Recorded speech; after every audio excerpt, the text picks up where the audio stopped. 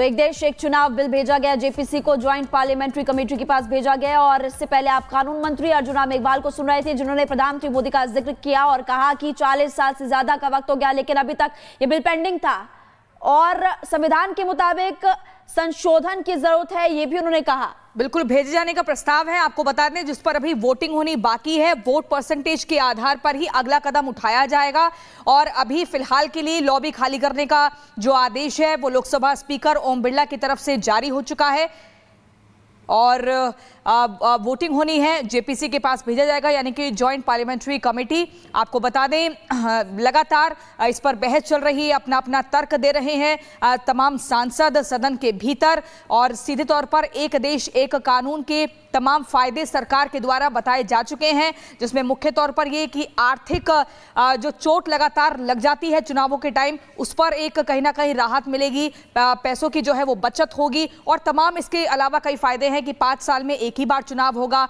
लोकसभा का या विधानसभा का। इसके अलावा जो दूसरे और निचले स्तर के चुनाव होते हैं वो एक साथ होंगे। तो इसीलिए लगातार बार बार ये कहा जा रहा है कि एक देश एक चुनाव का लाना जरूरी है और ऐसे में ये जो प्रस्ताव है सदन के भीतर रखा गया, जिसको लेकर ये पूछा गया कि हाँ और ना में, लेकिन अभी वोटिंग होनी बाकी है। जेपीसी के पास भेजने का प्रस्ताव जारी हो चुका है, उसके बाद वोट परसेंटेज देखा जाएगा कि कितना पक्ष में आता है कितना विपक्ष में आता है। लोकसभा में प्रस्ताव को लेकर जो मत विभाजन की प्रक्रिया है वो जारी हो चुकी है।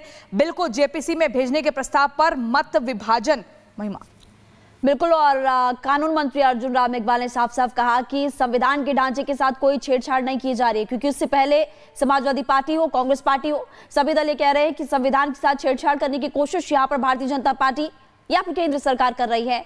लेकिन कानून मंत्री अर्जुन राम मेघवाल ने साफ क्लियर कह दिया है कि विधानसभा की शक्ति में एक तो कोई कमी नहीं आएगी, दूसरा उन्होंने कहा कि संविधान के ढांचे के साथ कोई बदलाव कोई छेड़छाड़ हम नहीं कर रहे हैं, ये जरूरी था इसीलिए इसको किया जा रहा है। और इस वक्त ये बड़ी खबर लगातार हम आपको बता रहे हैं और इससे पहले हमने आपको बता दिया कि कौन कौन से दल इसके विरोध में थे। टीडीपी ने इसका समर्थन किया है, बाकी दल जो है वो भी इसका समर्थन करते हुए नजर आ रहे हैं। इससे पहले आपने प्रेस कॉन्फ्रेंस भी सुनी ही थी, मायावती भी प्रेस कॉन्फ्रेंस के दौरान ये बताते हुए नजर आई थी कि उनकी पार्टी भी समर्थन में है, लेकिन कुछ दल ऐसे हैं जो कि विरोध करते हुए नजर आ रहे हैं। लेकिन अब आपको बता दें कि संविधान को कोई बदल नहीं सकता, अर्जुन राम मेघवाल ने जहां साफ साफ कह दिया है, वही प्रियंका लगातार अब हम देख रहे हैं कि कुछ दल विरोध भी कर रहे हैं लेकिन कुछ साथ भी आ रहे हैं। होता क्या है वो देखने वाली बात। वाईएसआरसीपी लगातार अपना सपोर्ट दे रही, टीडीपी अपना सपोर्ट दे रही, बसपा सुप्रीमो मायावती ने भी अपने समर्थन का ऐलान कर दिया है।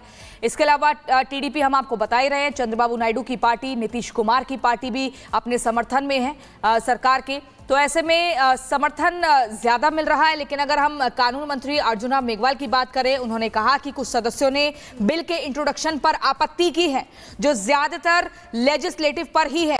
एक विषय आया कि आर्टिकल 368 का ये उल्लंघन करता है, ये आर्टिकल संविधान में संशोधन की प्रक्रिया बताता है और संसद को शक्ति देता है।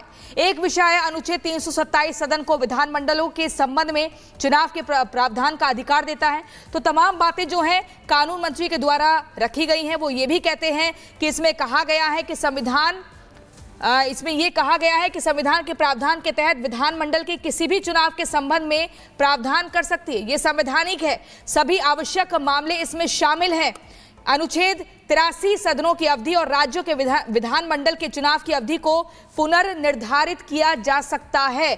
तो बार बार ये कहा जा रहा है, ये अगर वन नेशन वन इलेक्शन कानून बनता है तो देश हित में है, इसमें किसी भी तरीके से असंवैधानिक कुछ भी नहीं है। पक्ष में 32 पार्टियां हैं, विपक्ष में 15 पार्टियां हैं। वो आपको बता रहे हैं कि कौन सी पार्टी किसको सपोर्ट कर रही है, लेकिन अगर आंकड़ा देखें तो जो पक्ष है यानी कि जो सपोर्ट कर रही है वो 32 पार्टियां हैं। और संसद में आज वन नेशन वन इलेक्शन का प्रावधान करने के लिए संविधान संशोधन जो विधेयक है वो पेश किया गया। कानून मंत्री अर्जुन राम मेघवाल संविधान का 129वां संशोधन विधेयक 2024 लोकसभा में पेश कर चुके हैं। अब इसको जेपीसी के पास भेजा गया है, उसके बाद वोटिंग होनी है, जिसका थोड़ा इंतजार करना होगा।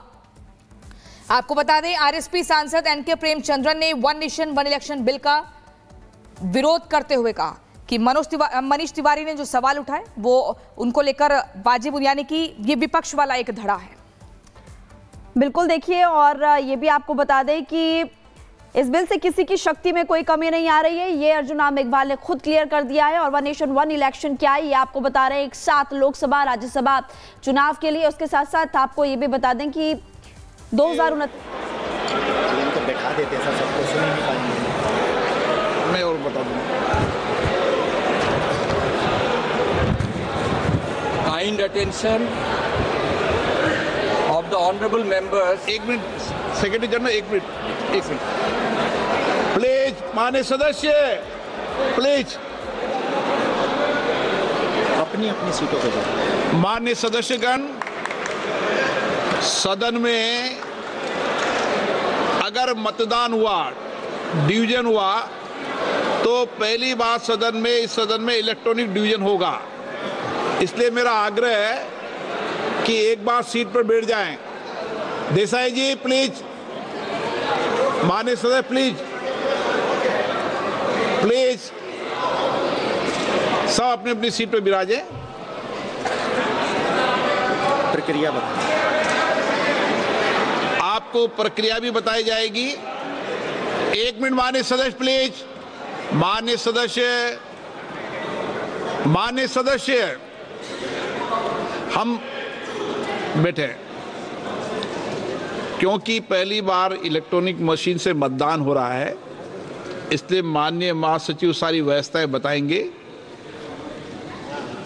और उस व्यवस्था के अंदर यह भी बताएंगे कि अगर इलेक्ट्रॉनिक मशीन का बटन गलत दब गया है तो आप पर्ची से भी अपने मतदान को संशोधित कर सकते हैं, करेक्ट कर सकते हैं।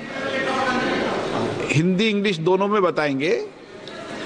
पहले महासचिव की व्यवस्था वो समझ लें, सब अपनी अपनी सीट पर जाकर बैठ जाए। महासचिव।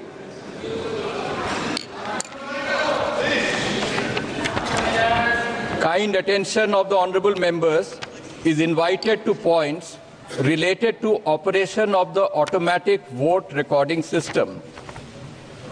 Before a division starts, every honorable member should occupy his or her own seat and operate the system from that seat only. When the Honorable Speaker says, "Now division," the Secretary General will activate the voting button and a gong sound will be heard simultaneously.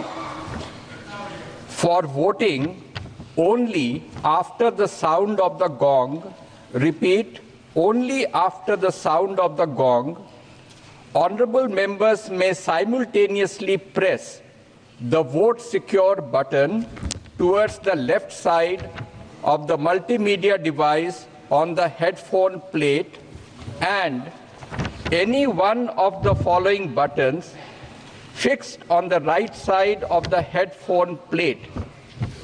Yes, below green color sticker. No, below red color sticker. Abstain, below yellow color sticker. It is essential to keep both the buttons pressed till another gong is heard.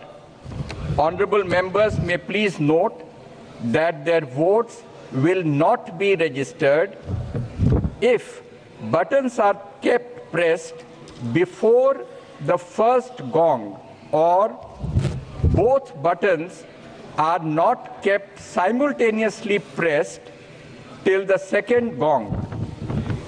Honorable members can see the final result few seconds after the second gong.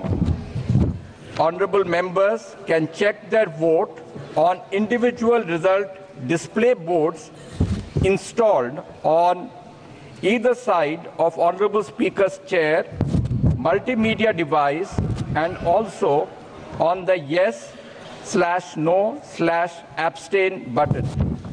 In case vote is not registered or if any member wishes to change their vote, they may call for voting through slips.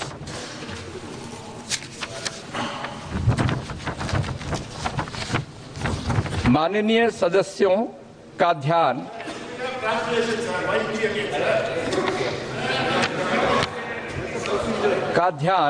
स्वचालित मतदान recording प्रणाली का संचालन करने से संबंधित बिंदुओं की ओर आकर्षित किया जाता है।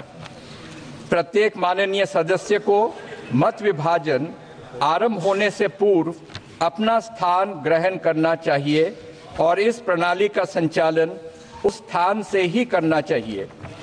जब माननीय अध्यक्ष अब मत विभाजन बोलेंगे तो महासचिव मतदान बटन को एक्टिवेट करेंगे और इसके साथ साथ गोंग की ध्वनि सुनाई देगी।